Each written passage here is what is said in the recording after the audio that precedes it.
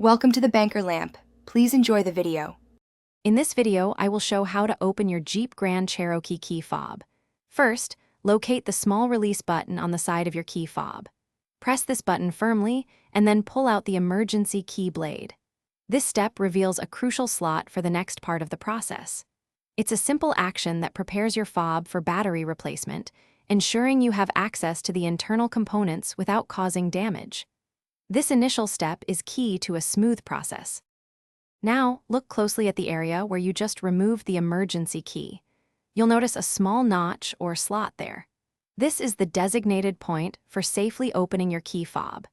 It's specifically engineered to allow you to gently separate the two halves without damaging the casing. Identifying this precise spot is essential for a successful and easy opening process, preventing any unnecessary force or potential harm to the device. With the slot identified, take a small flathead screwdriver or even a coin.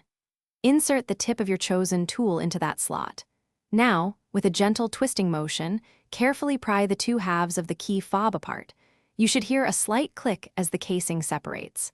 Avoid using excessive force to prevent any damage to the internal electronics or the plastic housing.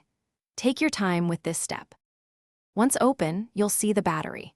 Carefully remove the old one, paying attention to its orientation, usually with the positive side facing up. Insert a new CR2032 battery, ensuring it's placed correctly.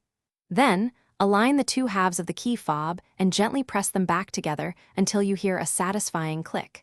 Test your key fob to confirm it's working properly. You've successfully opened and reassembled your key fob. Thanks for watching. If this was helpful, leave a like and consider subscribing. See you next time.